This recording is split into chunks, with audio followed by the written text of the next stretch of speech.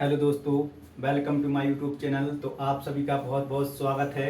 सभी के लिए जय हिंद। दोस्तों, आज बात करेंगे भारतीय संविधान में जो मौलिक अधिकार हैं, जो भाग 3 के अंतर्गत आर्टिकल 12 से लेकर 35 तक, आर्टिकल 12 से लेकर 35 तक तो जो मौलिक अधिकार हैं, इनको ट्रिक के माध्यम से याद करेंगे। तो दोस्तों, वीडियो में आगे बढ़ने से पहले वीडियो को लाइक और चैनल को सब्सक्राइब कीजिएगा। चलिए स्टार्ट करते हैं।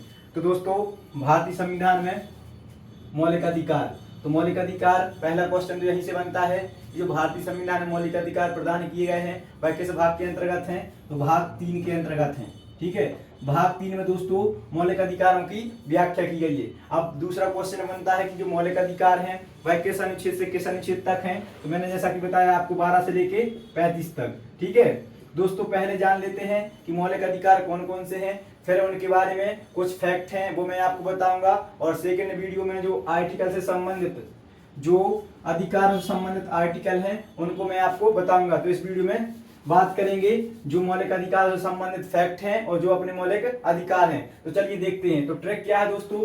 तो ट्रिक आपको याद रखनी है कि समान स्वतंत्रता है किसमें? शोषण में, धार्मिक में, संस्कृति और शिक्षा में। कहां पर? संविधान में। तो यही आपको ट्रिक याद रखनी है कि समान स्वतंत्रता है शोषण, धार्मिक, संस्कृति और शिक्षा के लिए किसमें? संविधान में। ठीक है, तो चलिए एक एक करके देख लेते हैं दोस्तों। समान, तो समान से क्या आ जाएगा? समानता का अधिकार। समान से क्या आ जाएगा? समानता का अधिकार। समानता का अधिकार। तो दोस्तों, जो समानता का अधिकार है वह है किस अनुच्छेद से किस अनुच्छेद तक है? तो आर्टिकल 14 से लेके 18 तक। आर्टिकल 14 से लेके 18 तक जो समानता का अधिकार है वह वर्णित है। इसके बाद में स्वतंत्रता, तो स्वतंत्रता से क्या आ जाएगा दोस्तों? स्वतंत्रता का अधिकार। स्वतंत्रता से क्या आ जाएगा? स्वतंत्रता का अधिकार। तो दोस्तों, जो स्वतंत्रता का अधिकार है वह किस अनुच्छेद से लेकर किस अनुच्छेद तक है? तो वह आर्टिकल 19 से लेकर 22 तक है, ये आपको याद रखना है। इसके बाद में जो है वर्ड है वो रहेगा साइलेंट। इसके बाद में शोषण, तो शोषण से क्या आ जाएगा दोस्तों? शोषण के विरुद्ध अधिकार। शोषण के विरुद्ध, शोषण के विरुद्ध अधिकार। तो दोस्तों, जो शोषण के विरुद्ध अधिकार है वह आर्टिकल 23 और 24, दो आर्टिकल है। ठीक है, आर्टिकल 23 में बंधुआ मजदूरी पर प्रतिबंध और आर्टिकल 24 में बलात्श्रम पर प्रतिबंध। मैं ये आपको नेक्स्ट वीडियो में विस्तार पूर्वक लेके आऊंगा। इसके बाद में धार्मिक, तो धार्मिक से क्या आ जाएगा दोस्तों? धार्मिक स्वतंत्रता का अधिकार। धार्मिक, धार्मिक स्वतंत्रता का अधिकार। दोस्तों, जो धार्मिक स्वतंत्रता का अधिकार है वह संविधान के किस अनुच्छेद से लेकर किस अनुच्छेद तक है? तो 25 से लेकर 28 तक। आर्टिकल 25 से लेकर 28 तक धार्मिक स्वतंत्रता का अधिकार का वर्णन किया गया। इसके बाद में संस्कृति और शिक्षा, तो दोस्तों इससे आ जाएगा संस्कृति और शिक्षा का अधिकार। क्या आ जाएगा? संस्कृति, संस्कृति और शिक्षा का अधिकार। संस्कृति और शिक्षा का अधिकार। तो दोस्तों, जो संस्कृति और शिक्षा का अधिकार है यह कौन से आर्टिकल में है? तो यह आर्टिकल 29 से लेकर 30 तक, ये आपको याद रखना है। इसके यहाँ पर के लिए रहेगा साइलेंट। इसके बाद में संविधान, तो संविधान से क्या आ जाएगा? संवैधानिक उपचारों का अधिकार। संवैधानिक उपचारों का अधिकार। संवैधानिक उपचारों का अधिकार। जो संवैधानिक उपचारों का अधिकार है दोस्तों वह कौन से आर्टिकल? आर्टिकल 32 में। इसी आर्टिकल के लिए भीमराव अंबेडकर ने संविधान की आत्मा कहा है। तो ये पॉइंट आप याद रखोगे।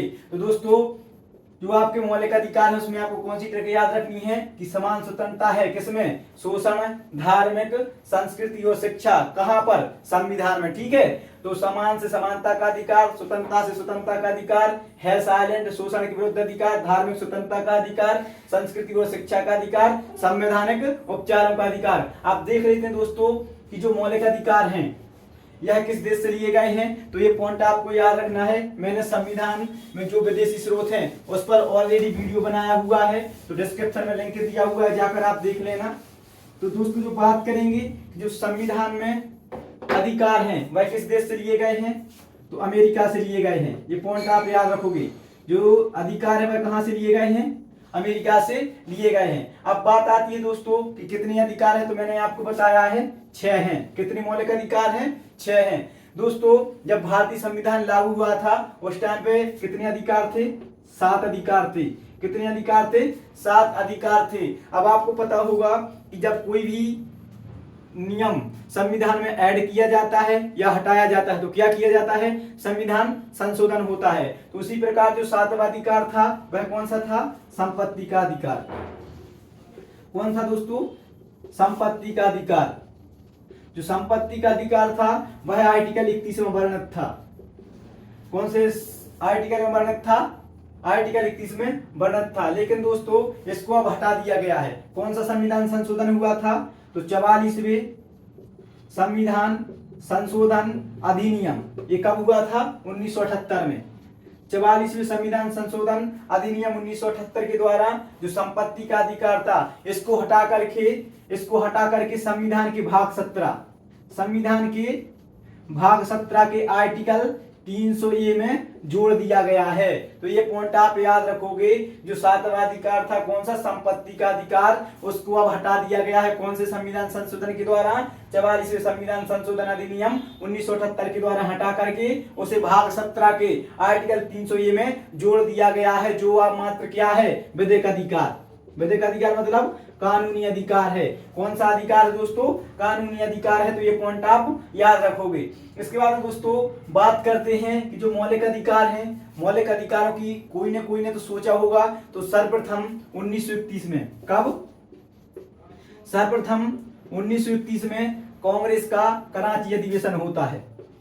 कांग्रेस का कराची अधिवेशन होता है और उसमें जो भारत के लौह पुरुष, भारत के बिस्मार्क सरदार वल्लभ भाई पटेल के द्वारा सर्वप्रथम मौलिक अधिकारों की मांग की गई थी। तो बहुत बार क्वेश्चन पूछा गया है कि सर्वप्रथम मौलिक अधिकारों की मांग किसके द्वारा की गई थी? तो सरदार वल्लभ भाई पटेल के द्वारा की गई थी। कहां पर? 1931 में कांग्रेस का कराची अधिवेशन हुआ था, उसके द्वारा सर्वप्रथम मौलिक अधिकारों की मांग की गई थी। अब दोस्तों भारत स्वतंत्र हुआ, भारतीय संविधान बना, तो जो मौलिक अधिकारों का प्रारूप है, मौलिक अधिकारों का प्रारूप किसने तैयार किया था? यह भी बहुत बार क्वेश्चन पूछा गया है। तो जो मौलिक अधिकारों का प्रारूप है वह किसने तैयार किया था दोस्तों? जो चाचा के नाम से फेमस हैं और भारत के पहले प्रधानमंत्री कौन? पंडित जवाहरलाल नेहरू। तो ये आप याद रखोगे कि जो प्रारूप है वह किसके द्वारा तैयार किया गया था दोस्तों? पंडित जवाहरलाल नेहरू के द्वारा तैयार किया गया था। यह पॉइंट आपको याद रखना है, ठीक है। इसके बाद में दोस्तों जो मौलिक अधिकार हैं, मौलिक अधिकार है कौन से भाग में वर्णित है दोस्तों? भाग 3 में वर्णित है। इन मौलिक अधिकारों को क्या कहा जाता है दोस्तों? तो भारत का मैग्ना कार्टा या अधिकार पत्र कहा जाता है भाग 3 के लिए। तो ये पॉइंट आप याद रखोगे, ठीक है। कि जो भारत का अधिकार पत्र है वह संविधान के किस भाग को कहा जाता है? तो आपको याद रखना है कि जो भाग 3 है, भाग 3 को भारत का अधिकार पत्र कहा जाता है। इंडिया का मैग्ना कार्टा किस भाग को कहा जाता है? तो भाग 3 को कहा जाता है। तो दोस्तों ये था मौलिक अधिकारों पर वीडियो फर्स्ट। सेकंड वीडियो में मैं आपको जो मौलिक अधिकारों में मैंने आपको आर्टिकल बताए हैं उनके ऊपर ट्रिक सहित वीडियो लेकर आऊंगा।